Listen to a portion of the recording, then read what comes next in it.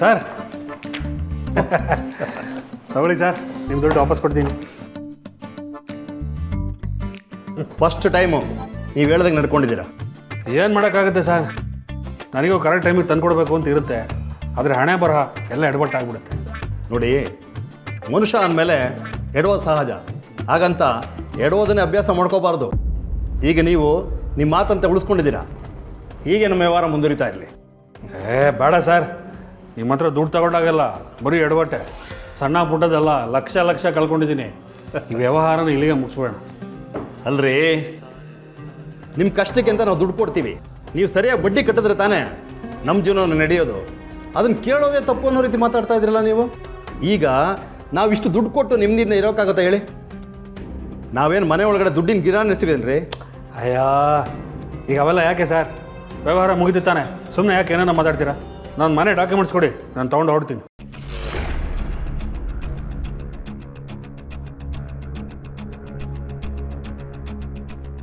ನೋಡಿ ಸಂತೋಷ್ ಅವರೇ, ಅತ್ಯಾಸೆಗೆ ಬಿದ್ದು ದುಡ್ಡು ಕಳ್ಕೊಳ್ಳೋದು ತಪ್ಪು. ಆ ತಪ್ಪನ್ನ ನಮ್ಮ ಮೇಲೆ ಹೊರಿಸೋದು ಇನ್ನೂ ತಪ್ಪು. ಆಸೆ ಮಿತಿಲಿದ್ದರೆ ಎಲ್ಲ ಸರಿಯಾಗಿರುತ್ತೆ. ಇವನೇ ಅತಿಯಾಸಕ್ಕೆ ಬಿದ್ದು ನನ್ನ ಹತ್ರ ಡಬಲ್ ಬಡ್ಡಿ ಹಾಕ್ತಾನೆ. ಈಗ ನನಗೆ ಉಪದೇಶ ಕೊಡೋಕೆ ಬರ್ತಾನೆ. ಹೇಗೋ ಇವನಿಂದ ಬಚಾವಾದ್ನಲ್ಲ, ಅಷ್ಟು ಸಾಕು. ಸರಿ ಸರ್, ಬರ್ತೀನಿ. ಅಲ್ಲ, ಬರಲ್ಲ, ಹೋಗಿ ಬರ್ತೀನಿ. ಒಳ್ಳೆಯದು.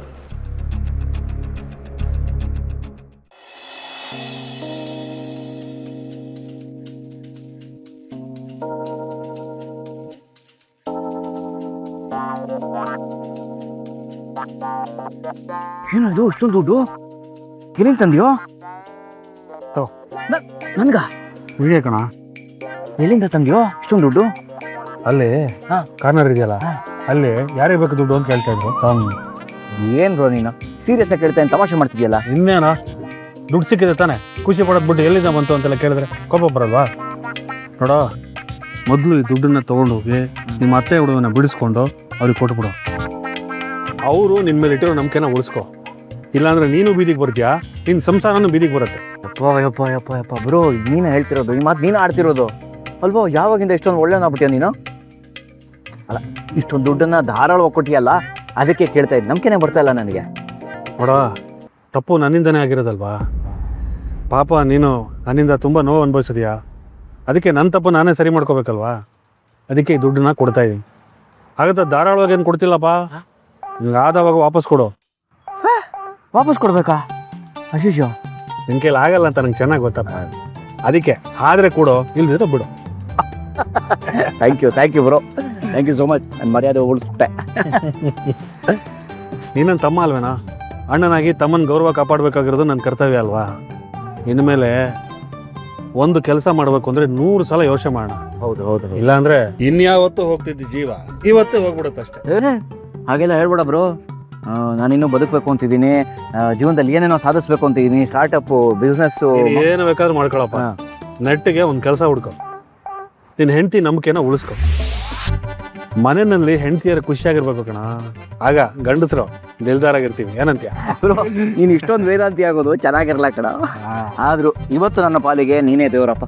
ಹಾಗಾಗಿ ನಿನ್ನ ಮಾತನ್ನ ಚಾಚು ತಪ್ಪದೆ ಪಾಲಿಸ್ತೀನಿ, ಓಕೆನಾ?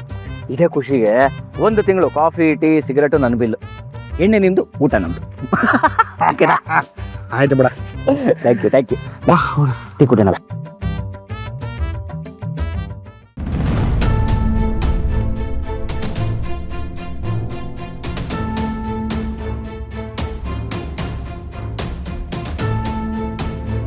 ಯಾಕೆ ಇವ್ರಿಗೆ ಈ ರೀತಿ ಮಾತಾಡಿದ್ರು?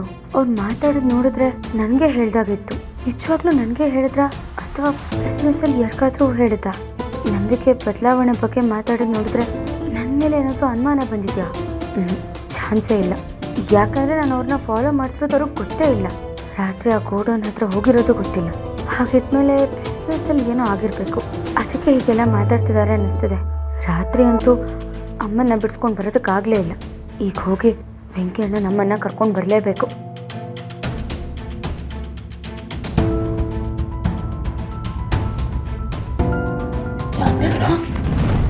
ಮೆಚ್ಚಬೇಡಿ, ನಾನೇ ಕೂತ್ಕೊಳ್ಳಿ. ನಾನು ಆಫೀಸ್ಗೆ ಹೋಗಿ ಬರ್ತೀನಿ. ನೀವೇನಾದರೂ ಇವತ್ತು ಮಾರ್ಕೆಟ್ ಕಡೆ ಹೋಗೋದಿದ್ರೆ ಐ ಕ್ಯಾನ್ ಡ್ರಾಪ್ ಯು. ಇಲ್ಲ, ನನಗೆ ಯಾಕೋ ಇವಾಗ ಹೋಗೋಕ್ಕೆ ಮೂಡಿಲ್ಲ. ನೀವು ಸಂಜೆ ಬಂದಮೇಲೆ ಇಬ್ಬರು ಒಟ್ಟಿಗೆ ಹೋಗೋಣ. ರೈಟ್, ಸಂಜೆ ಸಿಗ್ತೀನಿ. ತೊಗೊಳಿಯುತ್ತೆ. ಒಡವೆ ಎಲ್ಲ ಸರಿಗಿದೆಯಾ ಅಂತ ಚೆಕ್ ಮಾಡ್ಕೊಂಬಿಡಿ. ಅಯ್ಯೋ ಅದೆಲ್ಲ ಏನು ಬೇಡ ಬಿಡಿ ಹೇಳಿ ಅಂದರೆ ನಿಮ್ಮ ಮೇಲೆ ನನಗೆ ನಂಬಿಕೆ ಇದೆ. ನಿಮ್ಮ ಬಾಯಲ್ಲಿ ಈ ಥರ ಮಾತು ಕೇಳಿ ತುಂಬ ಸಂತೋಷ ಆಗ್ತಿದೆ. ಎಲ್ಲರೂ ನನ್ನನ್ನು ಬೇರೆ ಥರ ನೋಡ್ತಾರೆ. ಹೆಣ್ಣು ಕೊಟ್ಟವರು ಕಣ್ಣು ಕೊಟ್ಟ ದೇವರು ಅಂತಾರೆ. ನನ್ನ ಪಾಲಿಗೆ ನೀವೇ ದೇವರು ಅಂತ. ಇರಲಿ ಬಿಡಪ್ಪ, ಅಳಿಯ ಅಂದರೆ ಮನೆಗೆ ಮಗ ಇದ್ದ ಹಾಗೆ ಅಂತಾರೆ. ಆ ನಂಬಿಕೆನ ನೀವು ಉಳಿಸ್ಕೊಂಡಿದ್ದೀರಾ ಬಿಡಿ. Thank you. ಆಮೇಲೆ ಒಡವೆ ಕೊಟ್ಟಿರೋ ವಿಚಾರ ಮಾವಂಗಾಗಲಿ ಸಿಂಚನಂಗಾಗಲಿ ಹೇಳಿಲ್ಲ ತಾನೆ? ಹೇಳಿದ್ದಿದ್ರೆ ಈ ಮನೆ ಇಷ್ಟು ಪ್ರಶಾಂತವಾಗಿರ್ತಿತ್ತ ಹೇಳಿ? ಎಲ್ಲರೂ ಮೈ ಮೇಲೂ ಶಾಕಿನಿ ಡಾಕಿನಿ ಬಂದು ನಿಮ್ಮ ಜೊತೆ ನನಗೂ ದೈವ ಬಿಡಿಸಿರೋರು. ಅದು ಸರಿ. ಅದು ಸರಿ, ಇಷ್ಟು ಬೇಗ ಇದನ್ನು ತಂದುಬಿಟ್ರಲ್ಲ, ಇದನ್ನು ಉಪಯೋಗಿಸ್ಕೊಳ್ಳಿಲ್ವಾ? ಅದು ಒಡವೆನ ಗಿರ್ವಿ ಇಟ್ಟು ದುಡ್ಡು ತೊಗೊಂಡು ನನ್ನ ಸ್ಟಾರ್ಟಪ್ ಬಿಸ್ನೆಸ್ಗೆ ಇನ್ವೆಸ್ಟ್ ಮಾಡೋಣ ಅಂತಿದ್ದೆ. ಆದರೆ ಟೈಮ್ ಸರಿ ಇಲ್ಲ. 100 ಜನ ಕೆಲಸ ಮಾಡೋದನ್ನು ಈಗ ಆರ್ಟಿಫಿಷಿಯಲ್ ಇಂಟೆಲಿಜೆನ್ಸು 2 ನಿಮಿಷದಲ್ಲಿ ಮಾಡ್ತಿದೆ. ಸ್ವಲ್ಪ ವೆಯ್ಟ್ ಮಾಡೋಣ, ಆಮೇಲೆ ನೋಡೋಣ ಅಂತ ನನ್ನ ಫ್ರೆಂಡ್ಸ್ ಹೇಳಿದ್ರು. ಅದಕ್ಕೆ ದುಡ್ಡು ಕೊಟ್ಟು ಇದನ್ನು ಬಿಡಿಸ್ಕೊಂಬಂದ್ಬಿಟ್ಟೆ. ಅದೇ ನನಗೆ ಮತ್ತೆ ಅವಶ್ಯಕತೆ ಇದ್ದಾಗ ಇದನ್ನು ಕೊಡ್ತೀರಲ್ವಾ? ಖಂಡಿತ ಕೊಡ್ತೀನಿ ಹೇಳಿ ಅಂದರೆ. ಆದರೆ ನಾನು ಸಹಾಯ ಕೇಳಿದಾಗ ನೀವು ನನಗೆ ಮಾಡಬೇಕು. ಅಯ್ಯಯ್ಯೋ, ಪರೋಪಕಾರಾರ್ಥಂ ಇದಂ ಶರೀರಂ. ನಿಮ್ಗೆ ಯಾವಾಗ ಬೇಕೋ ಹೇಳಿ, ಸಹಾಯ ಮಾಡೋಕ್ಕೆ ನಾನು ರೆಡಿ. ನನ್ನ ಜೀವ ಬೇಕಾದ್ರೂ ಕೇಳಿ. ಹೇಳಿ ಅಂದರೆ ನನಗೆ ನಿಮ್ಮ ಜೀವ ಬೇಡ.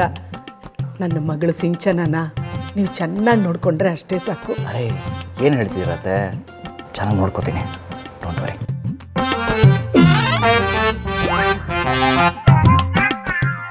ಅಬ್ಬಬ್ಬಾ, ಅಂತೂ ಇಂತೂ ಅಣ್ಣನ ಸಹಾಯದಿಂದ ನಮ್ಮತ್ತೆ ನಂಬಿಕೆನ ಚೆನ್ನಾಗಿ ಗಳಿಸ್ಕೊಂಡಿದ್ದೀನಿ. ಇದನ್ನು ಹೀಗೆ ಮೇಂಟೈನ್ ಮಾಡಬೇಕು.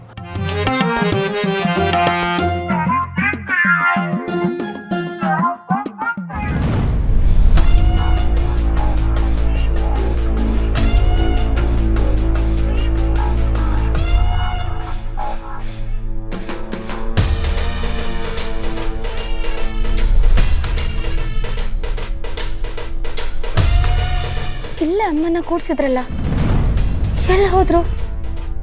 ಓಹ್, ನೆನ್ನೆ ನಾವು ಬಂದಿದ್ವಿ ಅಂತ ಅವ್ರನ್ನ ಬೇರೆ ಕಡೆ ಶಿಫ್ಟ್ ಮಾಡಿಬಿಟ್ರಾ? ಹುಡುಗರು ಯಾರೂ ಕಾಣಿಸ್ತಿಲ್ಲ.